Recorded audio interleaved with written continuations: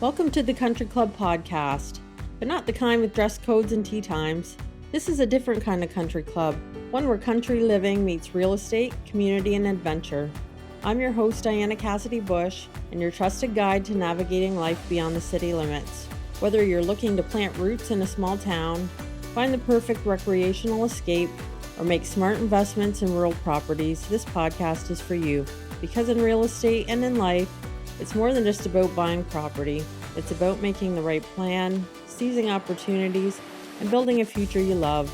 Welcome to the Country Club, where home, community, and opportunity come together. Welcome back to the Country Club podcast, where we celebrate the lifestyle, talk about work, and play outside the city limits. Today, we're shining a spotlight on the arts, and more specifically, how professional theater is thriving right here in our rural communities. I'm joined today by two wonderful guests from Tweed Company Theater, Tim Porter and Emily Mewett. What started out as a small dream has grown into a dynamic professional company that's bringing world-class productions to small-town Ontario. We'll talk about their beginnings, the caliber of the talent, the venues that they're working with today, and the bold vision they have for the future. Along the way, we'll explore what their story says about the opportunities available for both audiences and young professionals outside the city. Tim and Emily, thank you so much for joining me today. It's my pleasure to have you as my guests. I've admired what you're doing there and what you've built for years, and I find it very inspiring, so I really appreciate you joining me today. Our pleasure. Thank Thanks you. for having us. So I find that sometimes people assume that small towns really don't have much happening. How do your productions and venues challenge those assumptions? Yeah, I mean, I think we are really actively producing in both of our communities, so Tweed and Bancroft. There's a lot going on. The venues have activities pretty much every week, especially during the summer. There's something almost every day in the summer. And the kind of nice part is that here you're getting a much more intimate experience than you would in the city. And you're actually often getting the opportunity to be directly involved or to meet the cast and crew, meet the people behind the scenes, interact with the rest of the audience. It's a much more personal experience here. I think our programming is also pretty well rounded in that, we have typically 3 to 4 main theatrical productions in a year, and some are usually geared towards families, and then others are maybe a little bit more risque. But then also throughout the year, we're bringing dozens of bands, and I think the music really appeals to a wide variety of music tastes, and we bring comedians and illusionists. So there's really something for everyone here. Awesome. Yeah, it's always fun to see what's coming up, and I love attending the theater productions, whether it's music or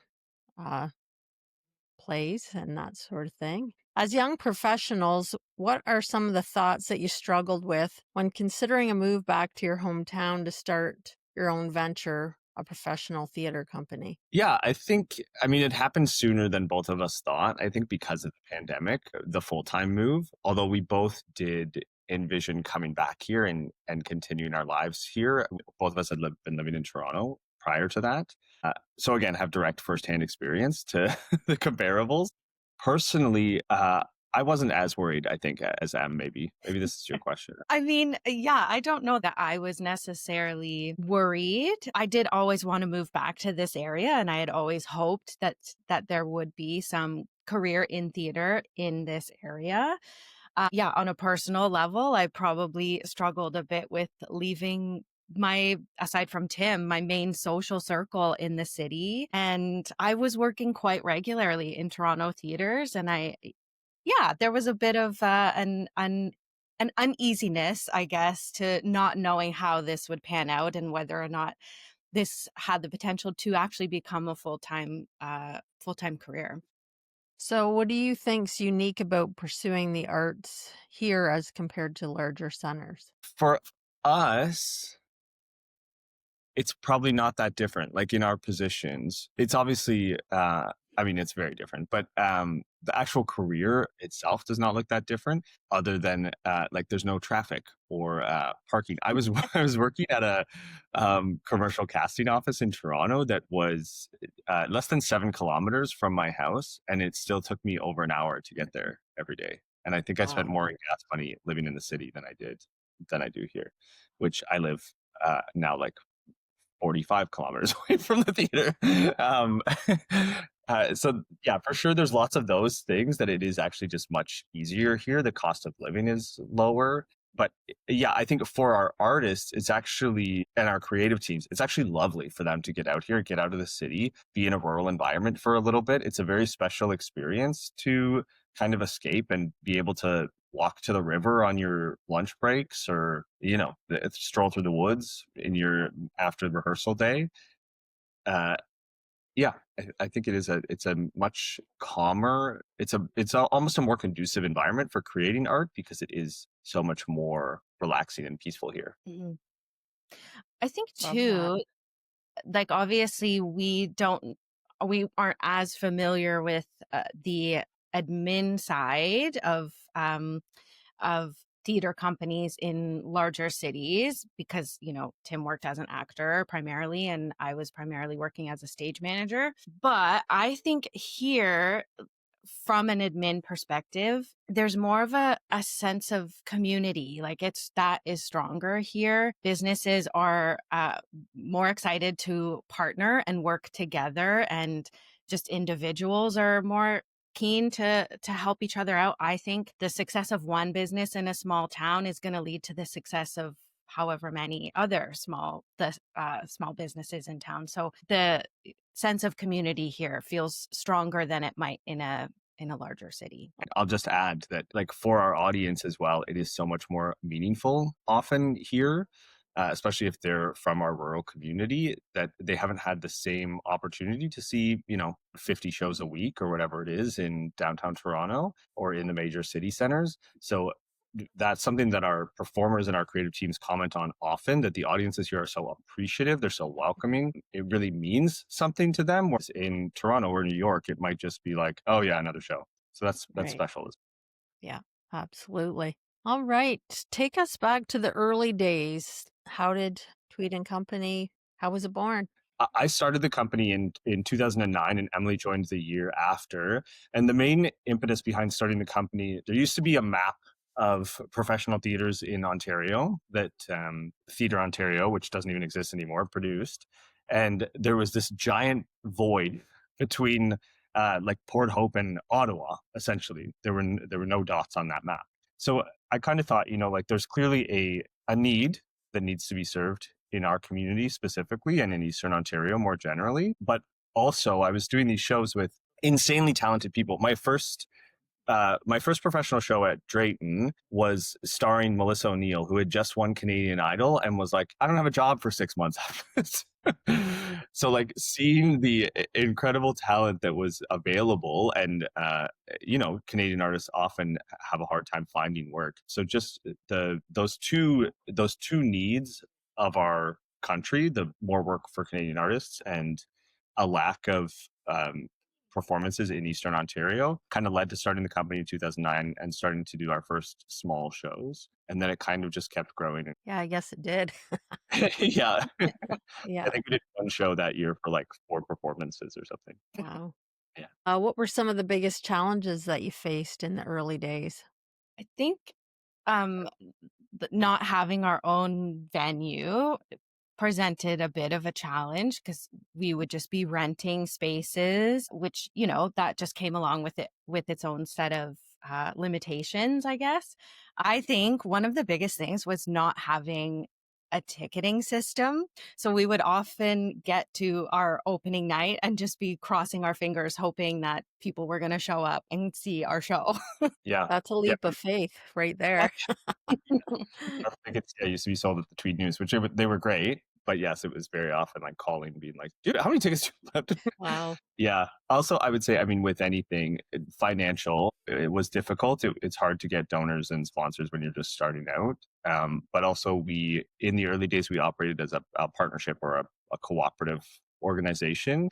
And in 2017, we registered as a not-for-profit charitable organization, which really just allowed us to take the next leap with funding specifically, but also donation receipts, tax receipts for charitable purposes, and helped exponentially on the financial side of things. And we're still kind of digging into finding a more solid donor base, and we have achieved our first couple corporate sponsorships this year. But compared to some of the bigger theater organizations, that's one of the things that we're still just reaching that point of going after bigger money and finding new donors. And yeah, there's lots of opportunity left there, which is exciting. Still a young company Totally. at this point, right?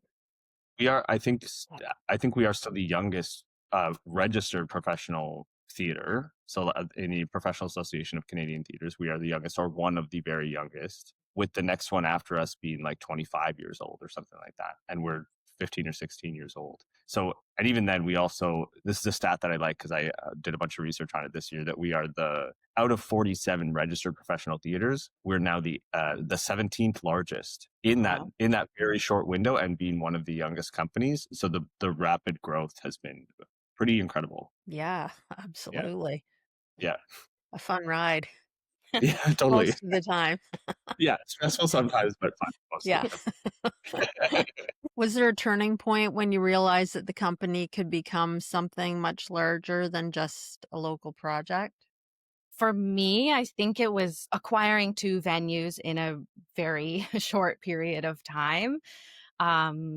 Yeah, that really made me think, oh, there's a lot of potential here. And then when we produced Mamma Mia, just seeing all kinds of people walk through the door of the Playhouse, people we had never seen before, didn't recognize their name, and many of whom came back to see the show a second or a third time. That was, for me, a really big moment of recognizing that we could really make something of this.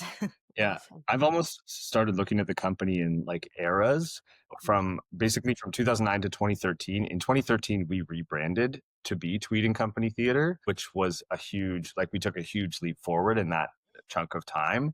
And then, like I said, in 2017, we registered as a charity, which was another big leap forward.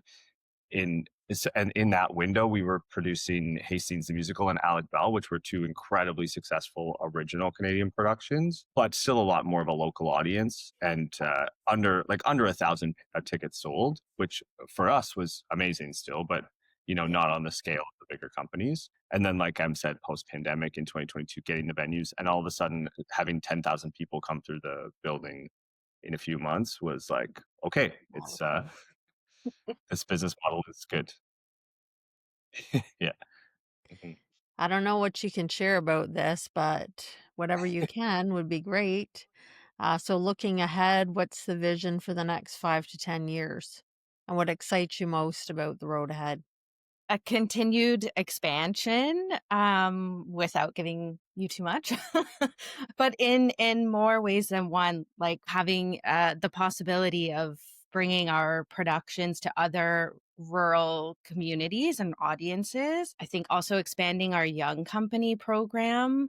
Yeah, we've always been like the company has thrived because of our collaborative and community attitude. Like it's always been our thing, and more it's just becoming increasingly apparent that small organizations, small arts and culture organizations, need to be working together, and that will be the key to thriving arts and culture in our province in the future. We're really big on this economy of scale model, that if we're producing a show once and can bring it to many places, obviously we're cutting our overhead costs by percentages every time we bring it to a new venue. So there's some really exciting things happening even next year, but I think into the future, that looking at our strategic plan in the next 5 years, there's a whole chunk that's footprint and expansion, and just bringing again our underserved community. So like similar to that map, we're in Ontario's Highlands tourism region, which goes from Haliburton to Ottawa, and from the end of Belleville to Algonquin Park, the top of Algonquin Park. It's this massive tourism region, and we are currently the only professional theater company in that whole swath of geographic area. So I think there is just huge potential to be better serving those audiences, and to spread our wings a bit more.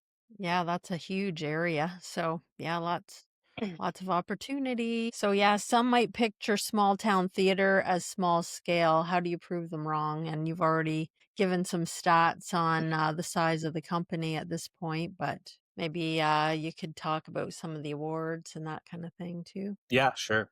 And I mean, I think it is based again on that kind of economy of scale model, that because we have multiple venues, we're able to put a bit more money into the shows up front. So it looks like each venue is very small. We only have 124 seats in Tweed and 194 in Bancroft. But combined over the course of our run, that's 300 and some seats, which puts us in line with some of the bigger theaters in Ontario, or the mid-sized theaters in Ontario. But yeah, we've been very proud, in particular, of our technological components. So our sound, where we make a point of having high quality sound because it's so important to musicals and concerts, and are constantly upgrading our technical equipment as well. We've been very lucky with funding support to upgrade those two things, continually upgrade those two things, so that we're staying in line with, really realistically, with the top theaters in the country. We share similar equipment to Stratford and Shaw and Mirvish. We have way fewer, but similar quality. And same with our productions. We make a point of hiring the best creative teams that we can. And we've been lucky to get these directors that are working. Again, they're coming to us directly from Stratford or from Mirvish. So the same with the talent. Obviously, the caliber of talent is exceptional. So it is on a much smaller, more intimate scale, but the quality of all the individual pieces is so high that the final result, while it may be smaller and more intimate, is on par with the major theaters in the country. Amazing. You keep saying, like, we just need to get people in the door and then they'll be sold on what we're doing. We're all about constant improvement. So, when one show happens, we are already starting to look ahead to the next year and think about how we can essentially outdo ourselves, how we can do better. So, yeah, I think that kind of attitude always results in a high quality production. And I think once people come in through the door, they will see this is not small scale. Yeah, And absolutely. awards wise, you mentioned the awards, Diana. So we were very lucky in 2025 to be the Attractions Ontario top performing arts venue in the province, which was huge.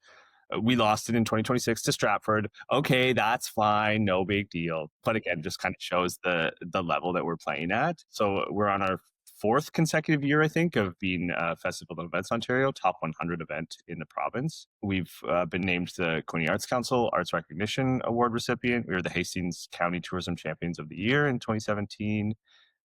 Countless Broadway World Awards. I think we were nominated for a record-breaking 40 awards last year for the Broadway World Awards. And the same with Madoc Chamber, Tweed Chamber of Commerce. All those. We got the Bancroft Community Spirit Award last year from the Bancroft Chamber. Yeah, it's been pretty exciting. Yeah, it's amazing to be recognized for all your hard work and to see things moving along so well. What do you hear most often from performers or first-time audience members about their experience with Tweed and Company? I think from performers, we very often hear that they feel very safe and comfortable exploring their characters and exploring the stories that they're telling. And they feel very welcome, not only with the organization, but also just within the community. They feel very welcome, which is very important to us. And yeah, we hear that they can't wait to come back. First time audiences, it's funny. We often hear that people had no idea that we even existed, and they just recently heard about us or a show and decided to take a chance and come. And then they also can't wait to come back. Yeah, I think the comment we get most from our audiences is the intimacy component. It's so intimate and it's so much more meaningful. We had a reviewer come to see Jersey Boys. She gave us a rave review, and then her husband said they've seen the show 6 times in the last 4 years, and he thinks our show was his favorite because it's the same. It's the same caliber of performers. Again, the sound is incredibly high quality. The set and costumes and everything look fantastic, but he's right there with them instead of being in a 2,000 seat theater in downtown Toronto where you can barely see the actors, you can't see any of the facial expressions, all those things. So I think that's the thing that resonates most with our audience and why people have such a great experience, because it's right in front of your face. There is literally not a bad seat in either of our theaters. Yeah. And just again, that the sound just envelops you and you can actually invest in the story because you're so close to the action. Yeah, I can speak to a performance that I was at just last week where the facial expressions made, all the difference in the performance, just being able to take that in as well as the sound and yeah. Yeah, so what upcoming plans for the company are you most excited about right now? I'm excited. We can't share this yet, I don't think, but I'm excited to announce our 2026 season in November. There's lots of exciting things happening for next year. We also, I don't know how much you can see, but Tim and I are both wearing our Marble Arts Center merch. We just recently got these new t-shirts and tote bags that are on sale now. You can and show these that off better than some, Tim. I'm excited about this merch. It's great. Our original artwork was done by Hallie Letwin. A lot of people in Tweed will know Hallie. She does the fire hydrants. Incredible artist. Used to sit on our board for a time. Big supporter. Uh, I think I'm most excited. Em mentioned the Young Company program, which has been one of our biggest priorities. And we haven't talked much about this yet because we're about to enter a community engagement process. So it will be public knowledge shortly. But we're looking at adding what we're calling a high school project or a high school production. So a lot of the arts programs have been slashed, obviously, in education institutions.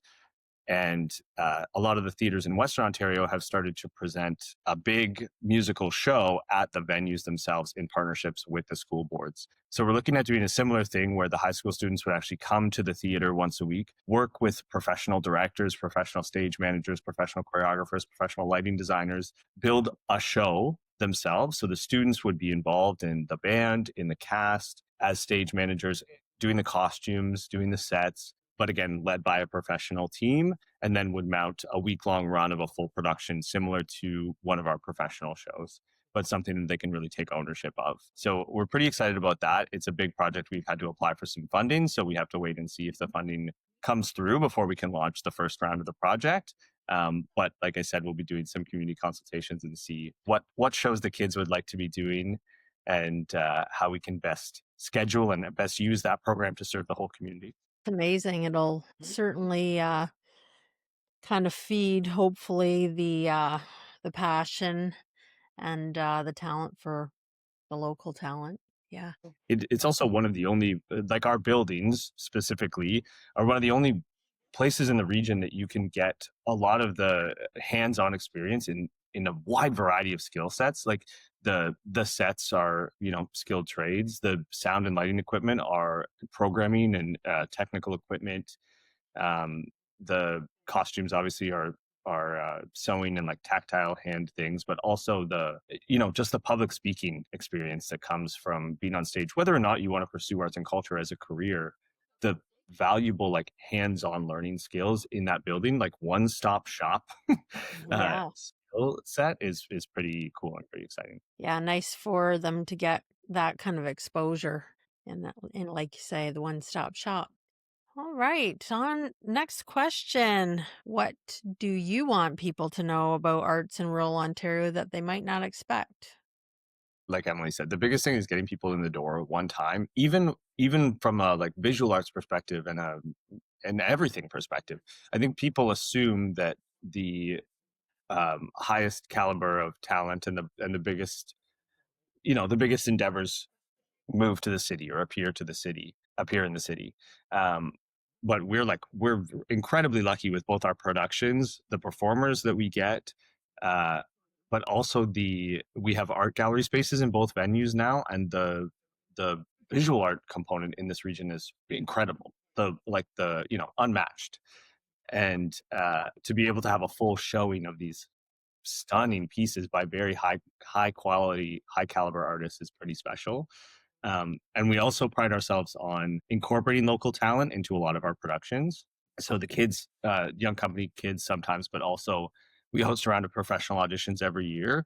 And the caliber of the local talent is often shocking. Some of those people have professional training and experience, but some of them are just, who just that raw talent that when given the opportunity are so funny or so incredible singers, and they just usually sing in their shower, whatever the circumstances. I think people are often surprised by that. Very cool. So tell us, where can listeners follow along, get tickets, or support Tweed and Company Theatre? On social media, they can find us at Tweed and Company.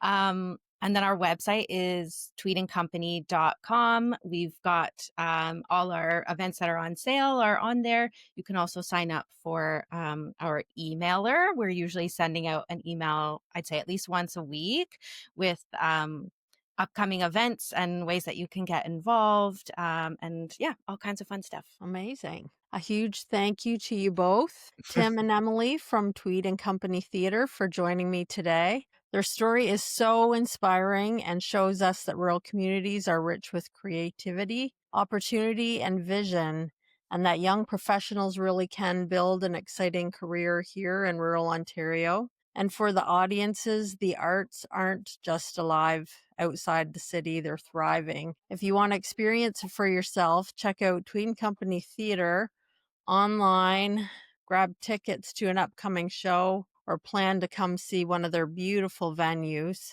That's it for today's episode of the Country Club podcast. Thank you for tuning in, and until next time, keep finding joy, opportunity, and community in the country. Thanks so much Thank for having you. us. Thanks for joining me at the Country Club today. I hope our conversation has helped guide your journey. Whether you're looking to plant roots in a small town, find the perfect recreational escape, or invest in rural properties, every situation is unique, and I'm here if you need a trusted resource on your real estate journey. As always, consult with a qualified professional before making any investment decisions. I'm Diana Cassidy-Bush, and I'll see you next time with more conversations about thriving beyond the city limits. Click the follow button for the Country Club podcast with Diana Cassidy-Bush on your favorite podcast platform, and let's start building your future together.